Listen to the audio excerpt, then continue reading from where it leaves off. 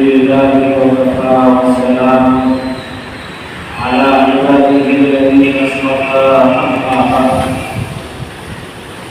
فأعوذ بالله من الشيطان الرجيم بسم الله الرحمن الرحيم وإذ ابتلى إبراهيم ربه بكلمات فأتمهن قال إني جاعلك للناس إماما قال ومن ذريتي قال لا ينال عهد الظالمين وقال تعالى في مقام آخر فاتخذ الله إبراهيم خليلا صدق الله العظيم گرامی قدر بزرگان محترم عزیز دوستو اللہ رب العزت نے اس دنیا کے اندر بے شمار انبیاء کرام علیہ السلام کو بھیجا ہے چنانچہ اللہ رب العزت نے ان نبیوں میں سے ایک عظیم پیغمبر جو حضرت نوح علیہ السلام کے بعد آئے ہیں ان کا نام حضرت ابراہیم علیہ السلام ہے۔ حضرت ابراہیم علیہ السلام کے دو صاحبزادے، ایک کا نام حضرت اسحاق علیہ السلام ہے اور دوسرے کا نام حضرت اسماعیل علیہ السلام ہے۔ چنانچہ اللہ رب العزت نے حضرت ابراہیم علیہ السلام کے بعد جتنے بھی نبی آئے ہیں وہ تمام کے تمام حضرت ابراہیم علیہ السلام کی نسل سے ہیں، چاہے اسحاق علیہ السلام ہو، چاہے یوسف علیہ السلام ہو، اور حضرت اسماعیل کی اولاد میں جناب محمد رسول اللہ صلی اللہ علیہ وسلم کو اللہ نے آخری نبی بنا کر دنیا کے اندر بھیجا ہے۔ لیکن بزرگوں اور عزیز دوستوں، جو انسان اللہ کے زیادہ قریب ہوتا ہے، اللہ رب العزت اس انسان کو آزمائشوں میں اور حالات میں اور پریشانیوں میں گھیرتے ہیں۔ چنانچہ حضرت ابراہیم علیہ السلام اللہ کے برگزیدہ پیغمبر ہیں اور اللہ کے انتہائی قریب، جن کو اللہ رب العزت نے اپنا دوست بتلایا ہو، جن کو اللہ رب العزت نے اپنا خلیل بتلایا ہو۔ میں دعویٰ کروں کہ فلاں آدمی میرا دوست ہے، اس میں جان نہیں ہے، اللہ کہہ رہا ہے کہ ہم نے حضرت ابراہیم علیہ السلام کو اپنا محبوب اور اپنا دوست بنا لیا ہے۔ لیکن اللہ رب العزت نے حضرت ابراہیم علیہ السلام کے 4 امتحانات وہ لیے ہیں جو ہم سب جانتے ہیں۔ اللہ نے قرآن میں کہا وَإِذِ ابْتَلَىٰ إِبْرَاهِيمَ رَبُّهُ بِكَلِمَاتٍ فَأَتَمَّهُنَّ۔ اور اس زمانے کو یاد کیجئے کہ جب ہم نے حضرت ابراہیم علیہ السلام کو بے شمار امتحانات میں آزمایا ہے، اور امتحان کا مطلب اللہ رب العزت حضرت ابراہیم علیہ السلام کی تربیت کر رہے ہیں، ان کو اپنے قریب اور لانا چاہتے ہیں۔ چنانچہ حضرت ابراہیم علیہ السلام ابھی چھوٹے بچے ہیں، گھر کے اندر دیکھتے ہیں ماحول، کہیں بت بنائے جا رہے ہیں، کہیں بتوں کو تراشا جا رہا ہے، کہیں ان کی پیکنگ کر کے ان کو بازار میں فروخت کرنے کے لیے لے جایا جا رہا ہے۔ ایسے ماحول میں حضرت ابراہیم علیہ السلام اپنے گھر میں اڑ رہے ہیں اندر سے۔ کیسا ماحول ہے؟ بتوں کا ماحول ہے، بت بنائے جا رہے ہیں، بت تراشے جا رہے ہیں۔ چنانچہ حضرت ابراہیم علیہ السلام نے اپنے والد سے کہا، وَإِذْ قَالَ إِبْرَاهِيمُ لِأَبِيهِ آزَرَ أَتَتَّخِذُ أَصْنَامًا آلِهَةً، اے میرے والد، آپ بتوں کو کیوں بناتے ہیں؟ آپ بتوں کو کیوں مانتے ہیں؟ آپ بتوں کو بنا کر بازار میں کیوں فروخت کرتے ہیں؟ اے میرے ابو جان، لِمَ تَعْبُدُ مَا لَا يَسْمَعُ وَلَا يُبْصِرُ وَلَا يُغْنِي عَنْكَ شَيْئًا۔ یہ بت تو ایسے ہیں کہ نہ یہ سنتے ہیں نہ یہ دیکھ سکتے ہیں، اور اگر آپ کو کوئی پریشانی عائد ہو جائے، آپ کسی پریشانی میں مبتلا ہو جائیں، تو یہ آپ کو خود ذرہ برابر بھی فائدہ نہیں پہنچا سکتے ہیں۔ پھر آپ کیوں ان کو معبود مان رہے ہیں؟ کیوں آپ ان کی پوجا کر رہے ہیں؟ کیوں آپ ان کی پرستش کر رہے ہیں؟ آخر آپ کو کیا ہو گیا؟ قرآن بیان کرتا ہے، وَاذْكُرْ فِي الْكِتَابِ إِبْرَاهِيمَ إِنَّهُ كَانَ صِدِّيقًا نَبِيًّا إِذْ قَالَ لِأَبِيهِ يَا أَبَتِ لِمَ تَعْبُدُ مَا لَا يَسْمَعُ وَلَا يُبْصِرُ وَلَا يُغْنِي عَنْكَ شَيْئًا۔ اور آگے اللہ نے کہا، حضرت ابراہیم کا واقعہ اللہ قرآن میں بیان کر رہے ہیں۔ حضرت ابراہیم کیا کہہ رہے ہیں؟ یا ابتی انی قد جاءنی من العلم ما لم یأتک فاتبعنی اہدک صراطا سویا۔ اے میرے ابو جان، آپ یہ سمجھ رہے ہوں گے کہ یہ چھوٹا سا بچہ ہے، یہ ہمیں نصیحت کر رہا ہے، یہ ہمیں سمجھا رہا ہے۔ ہاں، میں اس پروردگار عالم کی طرف سے جو مجھے اللہ نے علم دیا ہے، جو مجھے اللہ نے فہم و فراست دی ہے، اور جو مجھے اللہ نے ذہن دیا ہے، اسی کے بلبوتے پر میں آپ سے کہہ رہا ہوں کہ میرے پاس وہ علم ہے، میرے پاس وہ باتیں ہیں جو آپ کو معلوم نہیں ہے، آپ نہیں جانتے ہیں۔ فرمایا فَاتَّبِعْنِي أَهْدِكَ صِرَاطًا سَوِيًّا، میں آپ کو سیدھا راستہ بتلا رہا ہوں۔ اے میرے ابو جان، آپ میری پیروی کر لیجئے، میری بات کو مان لیجئے، بت بنانے چھوڑ دیجئے، بتوں کو تراشنا چھوڑ دیجئے، ان کو بازار میں فروخت کرنا چھوڑ دیجئے، اللہ کو ایک مان لیجئے، اللہ کی عبادت میں مشغول ہو جائیے۔ چنانچہ حضرت ابراہیم علیہ السلام کے والد حضرت ابراہیم سے کیا کہتے ہیں؟ قرآن میں بیان کیا ہے۔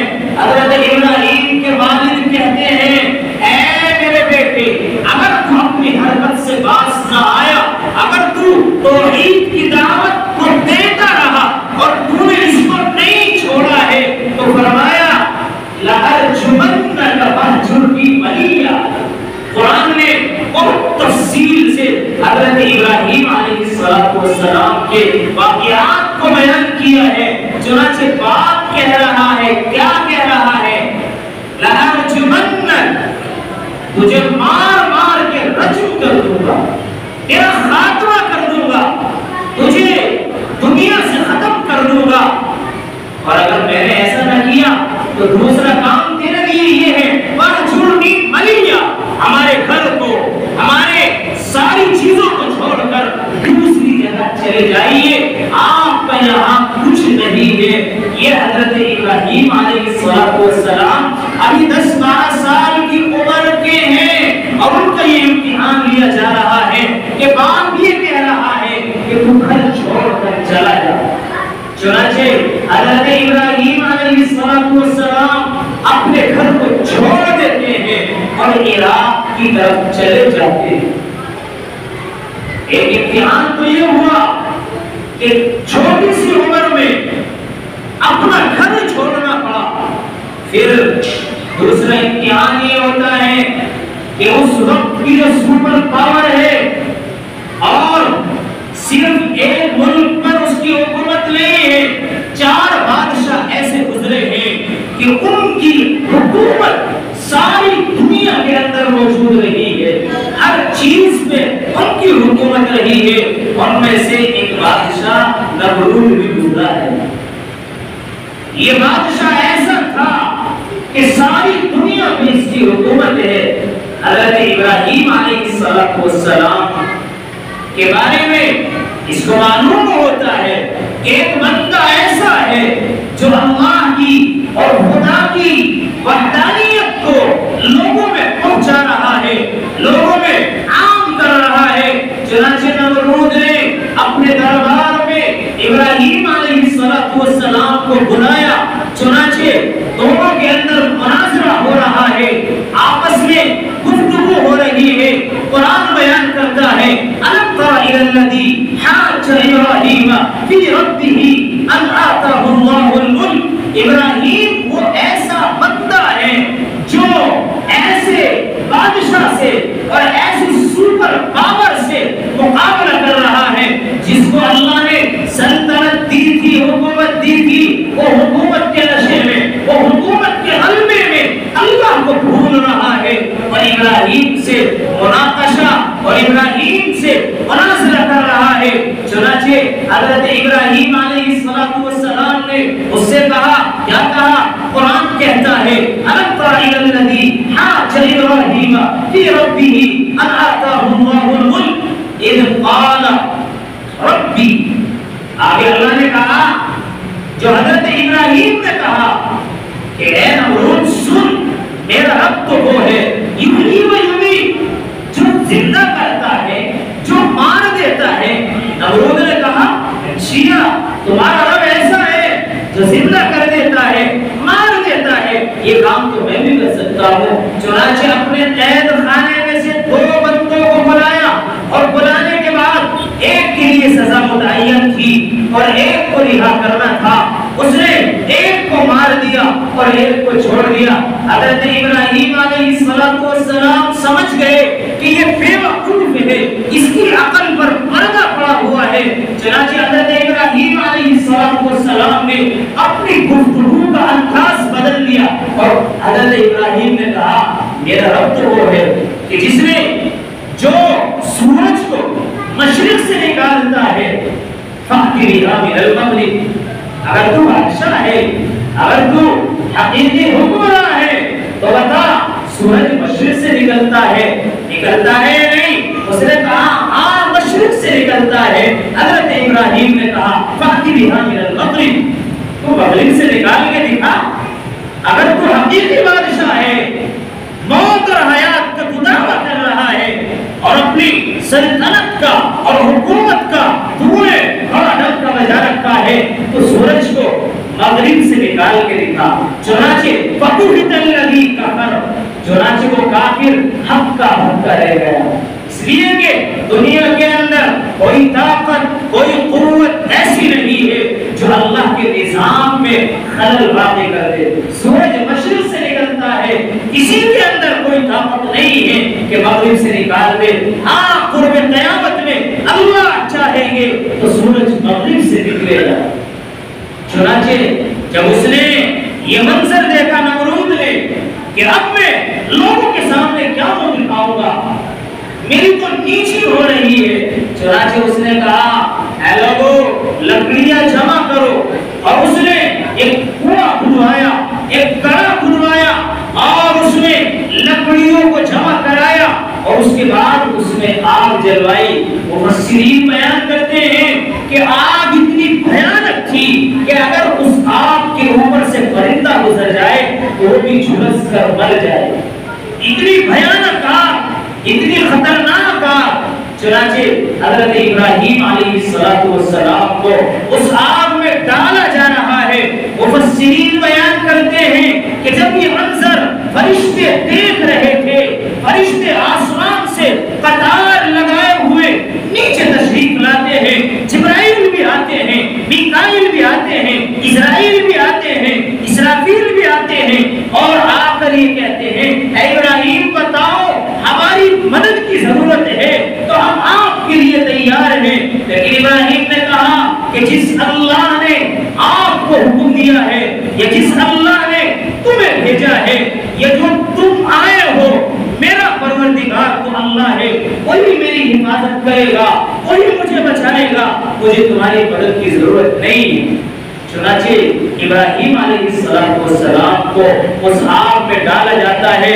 قرآن کہتا ہے قُلْنَا يَا نَارُ كُونِي بَرْدًا وَسَلَامًا عَلَىٰ إِبْرَاهِيمَ، ہم نے اس آگ سے کہا، اس لیے کہ آگ بنانے والے بھی تو ہم ہی ہیں، آگ میں جلانے کی تاثیر اور جلانے کی قوت اللہ ہی نے تو دی ہے۔ اللہ نے آگ سے کہا اے آگ تو ابراہیم پر ٹھنڈی ہو جا، سلامتی والی بن جا، اتنی بھی ٹھنڈی نہ بن کہ ٹھنڈک میں اس کی موت ہو جائے، بلکہ سلامتی والی بن جا، درمیانی والی بن جا۔ مفسرین نے لکھا ہے کہ حضرت ابراہیم علیہ السلام کی والدہ اس منظر کو دیکھ کر رو رہی ہیں، پریشان ہیں۔ حضرت ابراہیم نے اللہ سے دعا کی اے اللہ تو میری ملاقات میری امی جان سے کرا دے اور میری امی جان کے لیے اس آگ کو ٹھنڈی اور سلامتی کر دے۔ چنانچہ حضرت ابراہیم علیہ السلام کی والدہ حضرت ابراہیم سے آگ میں ملاقات کرنے کے لیے آئی۔ میرے بھائیوں، اللہ نے حضرت ابراہیم علیہ السلام کو بے شمار امتحانوں میں گھیرا ہے۔ چنانچہ نمرود نے آگ میں ڈالا لیکن کچھ نہیں ہوا۔ اس کے بعد اللہ رب العزت نے تیسرا جو امتحان لیا ہے، وقت ہو چکا ہے، انشاءاللہ آئندہ جمعے میں تیسرا اور چوتھا جو امتحان ہے کس طرح اللہ نے ان کا تیسرا امتحان لیا اور چوتھا امتحان لیا، اگر زندگی رہی آپ کی اور میری تو انشاءاللہ اگلے جمعے میں اس بات کو بیان کریں گے۔ اللہ رب العزت ہم سب کو اپنے پیارے نبی حضرت ابراہیم علیہ السلام کی طرح زندگی گزارنے کی توفیق نصیب فرمائے اور حالات سے نہ گھبرائے۔ حالات آتے ہیں، میری اور آپ کی کیا حیثیت؟ ابراہیم تو اللہ کے دوست ہیں، اللہ کے خلیل ہیں، حالات ان پہ آئے پھر اللہ نے ان کو بڑا مقام دیا، بڑا مرتبہ دیا۔ جتنے بھی نبی آئے ہیں سب انہی کے خاندان سے ہیں، چاہے اسماعیل کی اولاد سے ہو چاہے اسحاق کی اولاد سے ہو۔ اس لیے حالات آتے ہیں، آتے رہیں گے، لیکن حالات کا مقابلہ کر کے زندگی گزارنا یہ انسان کی سمجھداری ہے، یہ اس کی عقل کا کھیل ہے۔ اس لیے آپ حالات سے نہ گھبرائیں بلکہ زندگی اللہ کی مرضی اور اللہ کی منشیات کے مطابق گزاریں۔ اللہ رب العزت ہم سب کو عمل